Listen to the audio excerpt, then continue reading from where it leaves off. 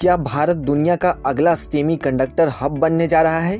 क्या आने वाले कुछ वर्षों में भारत भी चिप मैन्युफैक्चरिंग के क्षेत्र में अमेरिका, ताइवान, दक्षिण कोरिया और चीन जैसे देशों को चुनौती दे पाएगा? और सबसे बड़ा सवाल यह है कि क्या केंद्र सरकार के 1.27 लाख करोड़ के इंडिया सेमीकंडक्टर मिशन 2.0 से भारतीय शेयर बाजार में एक नया निवेश का थीम तैयार हो सकता है? इसके साथ ही एक और बड़ा सवाल कि सरकार के इस मेगा प्लान से किन किन कंपनियों को फायदा होगा।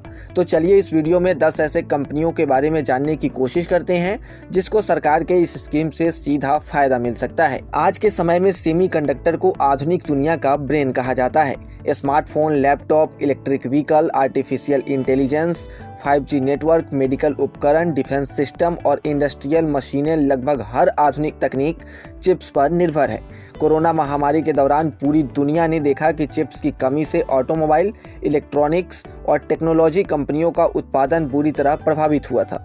इसी अनुभव के बाद दुनिया के कई देश अपनी घरेलू चिप इंडस्ट्री को मजबूत बनाने में जुट गए हैं और अब भारत भी उसी दिशा में कदम बढ़ा रहा है। केंद्र सरकार ने इंडिया सेमीकंडक्टर मिशन 2.0 के लिए करीब 1.27 लाख करोड़ के बजट को मंजूरी दी है। इस मिशन का उद्देश्य सिर्फ फैक्ट्री बनाना नहीं बल्कि ऐसा मजबूत इकोसिस्टम तैयार करना है जहां चिप डिजाइन करने वाली कंपनियां, मशीन बनाने वाली कंपनियां, कच्चा माल सप्लाई करने वाली कंपनियां, पैकेजिंग, टेस्टिंग यूनिट्स, रिसर्च संस्थान और हाईटेक मैन्युफैक्चरिंग से जुड़ी पूरी सप्लाई चेन भारत में विकसित हो सके। अगर यह योजना सफल होती है तो आने वाले वर्षों में भारत वैश्विक सेमीकंडक्टर इंडस्ट्री का एक महत्वपूर्ण केंद्र बन सकता है। इस बड़े मिशन का फायदा किन कंपनियों को हो सकता है, इस पर बाजार की नजरें टिकी हुई हैं। सबसे पहले बात करें टाटा ग्रुप की, तो समूह की पहली सेमीकंडक्टर फैब स्थापित करने की दिशा में तेजी से काम कर रहा है। टाटा पहले से इस क्षेत्र में हजारों करोड़ रुपए का निवेश कर चुका है और सरकार की नई नीति से उसके विस्तार को और गति मिलने की संभावना है। इसके साथ ही CG power and industrial solutions भी सेमीकंडक्टर मैन्युफैक्चरिंग में अपनी मौजूदा स्थिति मजबूत कर रही है। कंपनी की चिप मैन्युफैक्चरिंग योजनाओं को ISM 2.0 से अतिरिक्त प्रोत्साहन मिल सकता है।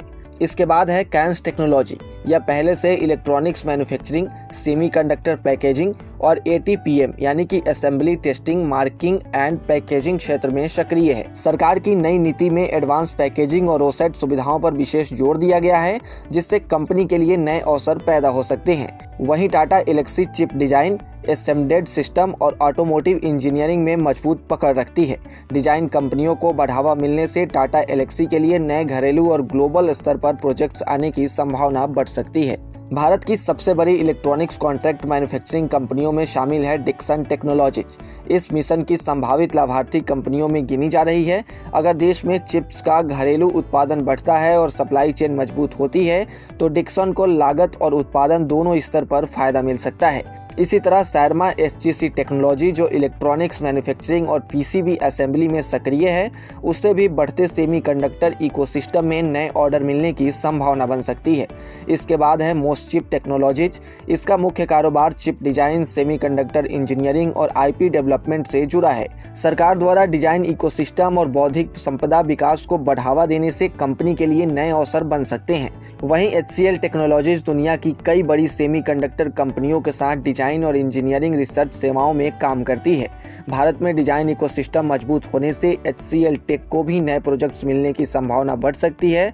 इसके साथ ही टाटा कंसल्टेंसी सर्विसेज यानी कि TCS भी इस थीम से जुड़ी प्रमुख कंपनियों में शामिल है। कंपनी AI इंजीनियरिंग और सेमीकंडक्टर डिजाइन से जुड़े कई वैश्विक ग्राहकों के साथ काम करती है।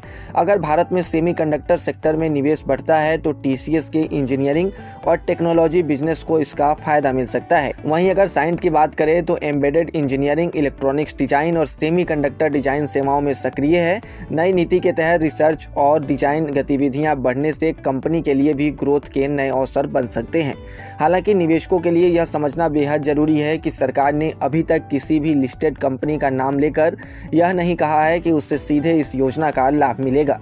यहाँ जिन कंपनियों का जिक्र किया गया है उनका चयन उनके मौजूदा कारोबार, सेमीकंडक्टर सेक्टर में मौजूदगी और भविष्य की संभावनाओं के आधार पर पर किया गया है। आने वाले समय में इन्हें नए ऑर्डर, सरकारी प्रोत्साहन, विदेशी साझेदारी या अतिरिक्त निवेश का फायदा मिल सकता है, लेकिन सभी कंपनियों को समान लाभ मिलेगा इसकी कोई गारंटी नहीं है।